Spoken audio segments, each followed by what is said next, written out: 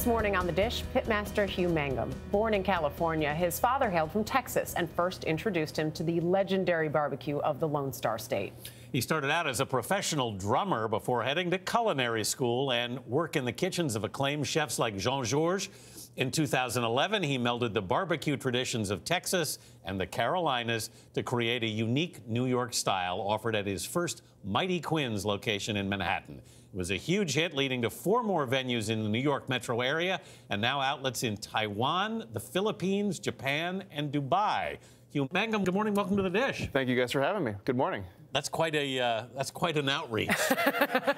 You know, a little schizophrenic in my approach, yes. But the table, and speaking of schizophrenic, has everything, and that's a good thing. Tell us what we're about to eat. Yeah, we've got a feast for you. So, I mean, I'll start on your side. We have a nice beverage there, which is our beer, our Mighty Quinn's Pilsner. We have our sweet potato casserole, which is the next in line. Then we've got our sweet corn fritters with a chili honey sauce. Then we have our buttermilk broccoli salad, which is tossed with some bacon, some cranberries, some toasted almonds. Then we've got our burn-in baked beans, which is actually came from my father's black-eyed pea recipe for New Year's, which we turned that into the burn-in baked beans at the restaurant.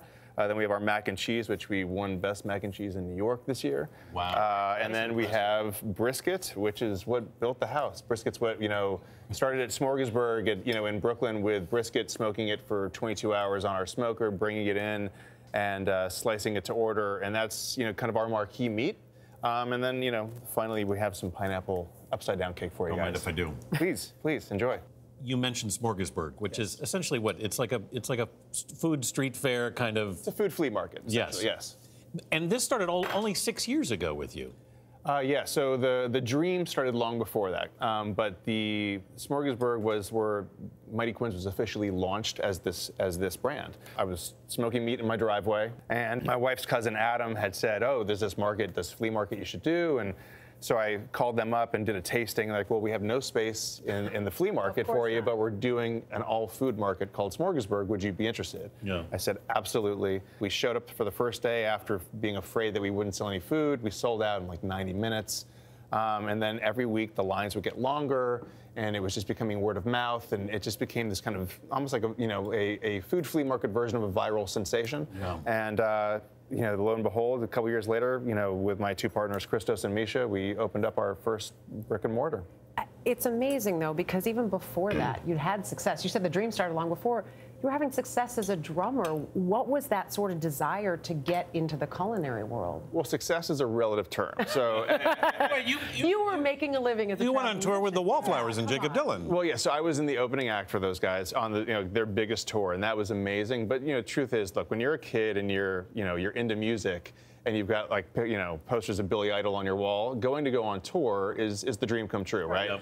But making a living and going on tour are 2 very different things. Okay, all right. And making a living as a musician is much different than actually, going out, getting a per diem and loving when you're on tour, but then when you come home, you have, virtually no money to show for it. Yeah. So I got to live that dream, and it was awesome. And, I love music, and, my kids, my sons, Quinn, Lucas, and Henry, they all love it. The restaurant's name comes from your son's name. Yes, Quinn is my eldest son. The restaurant's named after Quinn. Right. So was this like a Hail Mary pass then, starting the barbecue? Well, starting the barbecue was a passion project. The Hail Mary was Smorgasburg. I mean, I was down to my last penny, basically. And how did you end up in Asia, though? I mean, it's amazing. 6 years later, you have places all across Asia. I took a wrong turn going to the Holland Tunnel.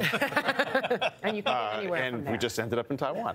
No, so our first partners in Asia, one of the owner's wife happened to be in New York and tasted the food, and she was like, we have to bring them to Asia. So they vetted us. We went and visited them, and it just made a lot of sense. Well, we'll have you sign the dish now. Oh, you got it. As you do, let me ask you, if you could have a meal with anyone, past or present, who would it be? Oh my gosh. Okay, so this is the easiest one I can say for you. I would say it would have to be, and this is going to get a little sappy, but it would be it would be my father. Yeah. So my father died 2 years before I went to culinary school. He never got to meet my wife. He has not ever obviously met his grandkids who they're very they feel a kinship with him. Mm-hmm. Yeah. So I would say I would love to share this meal with him to show him what I've learned and how I could honor his past. I'd also like to have my mother at the table. So my mother, who's also from the Bronx, so I've got New York in me. Yeah. But have my wife, my kids, my mom, and my dad at a table eating food that I cooked. That would be the dream come true. Sounds like a great meal. Thank Cheers you. to your dad. Yeah. Thank you guys for having me. Pleasure. you. Thanks so much, guys. Chef Hugh Mangum. For more on Hugh Mangum and the dish, you can head to our website at cbsthismorning.com.